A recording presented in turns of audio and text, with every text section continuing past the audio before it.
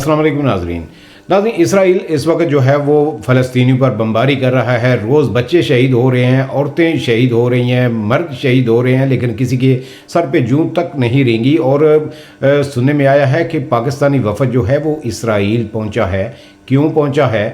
تو یہی اگر واقعہ عمران خان کے دور حکومت میں ہوا ہوتا تو جناب عظمی بہاری کیا, ڈڈو چارجر کیا, سب عمران خان کے بارے میں طرح طرح کی باتیں کر رہے ہوتے اور یہودی ایجنٹ کہہ کر پکار رہے ہوتے. تو حامد میر کے آج کے جو کیسے میں ہوا جی حاجہ آصف صاحب, اور حامد میر نے حاجہ آصف سے مشکل سوالات پوچھے ہیں کہ ایسا کیوں ہوا. تو آئیے پہلے حاجہ آصف صاحب کی بات چیت سنتے ہیں, اس کے بعد بات کرتے ہیں. دوستوں نے ایک بڑا ڈسائسو رول ادا کیا ہے, اور یہ آپ جو بات کر رہے ہیں میں اس کی طرف اب آ رہا ہوں کہ اگر یہ دہشت گردی کے اوپر قابو پانا ہے تو جو ایک موو جو ہے یا جو ایک اسٹریٹجی جو ہے, اس سارے حالات میں امریکہ, پاکستان, افغانستان میں جو ہے تعلقات کا جو ہے ایک تانا بانا بنا جا رہا ہے, وہی ریفرنسز پوائنٹ جو ہے الٹیمیٹلی بن سکتے ہیں ہماری دہشت گردی کو کنٹرول کرنے کے. ٹھیک ہے, میری بات سمجھ رہے ہیں, میں تھوڑا سا ملفوف طریقے سے جی بالکل ٹھیک ہے. بڑا سینسٹیو ایشو ہے, اور اس میں جن دو ممالک کا آپ ذکر کر رہے ہیں ان کی اپنی سینسٹیوٹیز ہیں.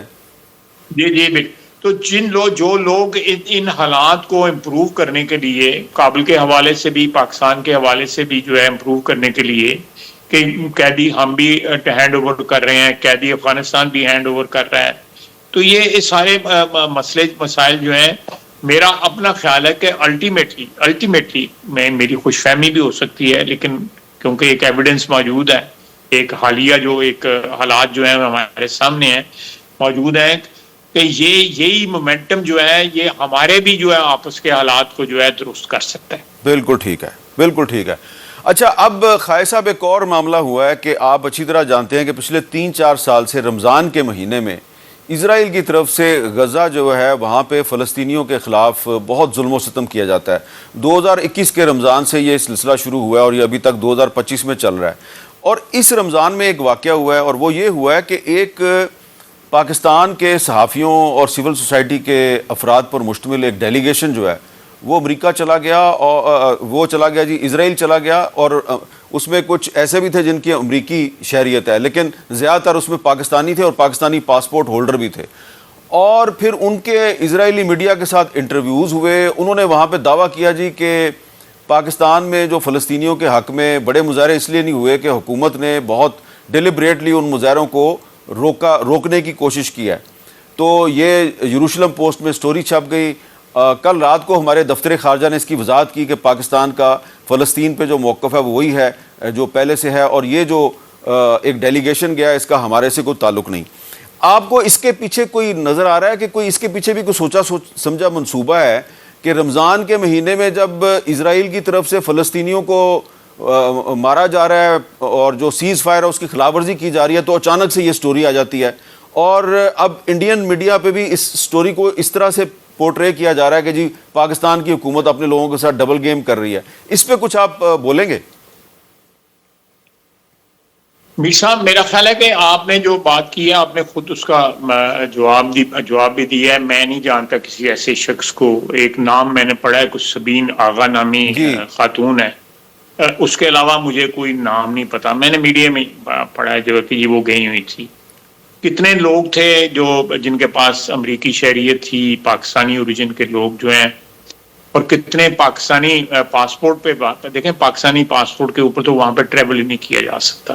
ایک تو یہ بڑی بنیادی بات ہے. نہیں, لیکن میں آپ کو بتا دیتا ہوں کہ وہ کرتے یہ ہیں کہ پاکستانی پاسپورٹ ہولڈر جو ہے وہ اس کے پاسپورٹ پہ سٹیمپ نہیں کرتے, اس کو ایک چٹ دے دیتے ہیں جی. نہیں, میں بات جانتا ہوں, میں بات جانتا ہوں کہ وہ سٹیمپ نہیں کرتے, پاسپورٹ رکھ لیتے ہیں, واپس کے اوپر پاسپورٹ آپ کو پھر واپس کر دیتے ہیں. جی.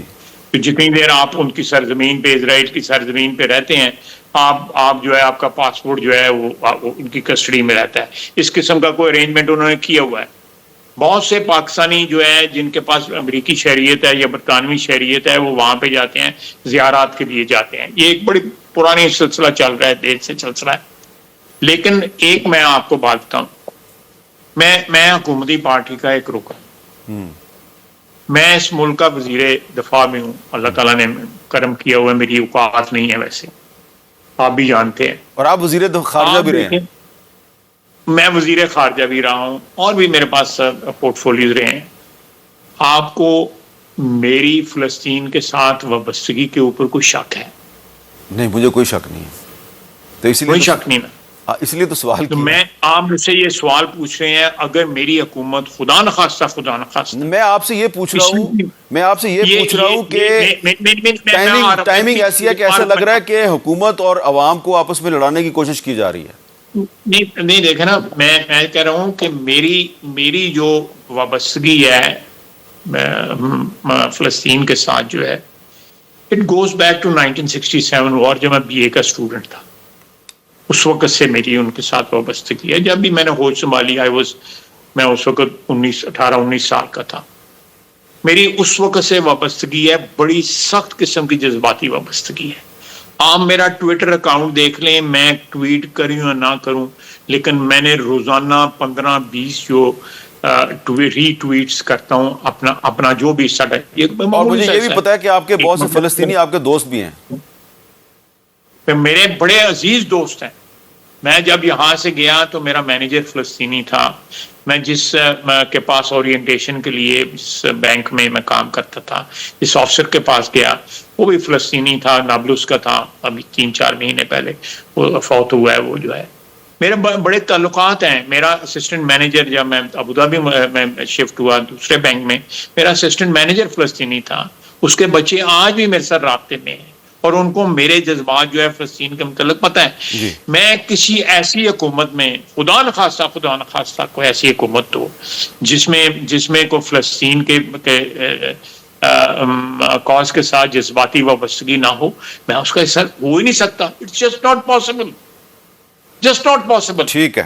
میاں شہباز شریف جو ہے, جتنی جذباتی طریقے سے اس نے اپنی وابستگی کا اظہار کیا ہے, ہر پلیٹ فارم پہ, ہر تقریر پہ, چاہے وہ یونائٹڈ نیشنز ہے یا کوئی اور فورم ہے, وہاں پہ فلسطین کی آواز اٹھائی ہے. باقی کسی مسلمان ملک نے اٹھائی ہے نہ اٹھائی, شہباز شریف نے ضرور اٹھائی ہے.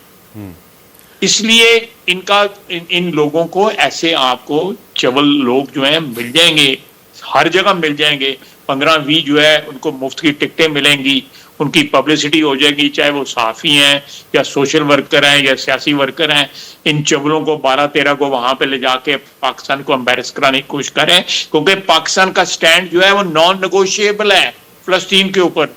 اول اور آخر جو ہے ہم فلسطین کے ساتھ, غزہ کے مسلمانوں کے ساتھ کھڑے ہیں. میری اتنی وابستگی ہے فلسطین کے کاز کے ساتھ جتنی میری اپنے دین کے ساتھ وابستگی ہے. واہ, یہ تو آپ نے بہت زبردست بات کر دی.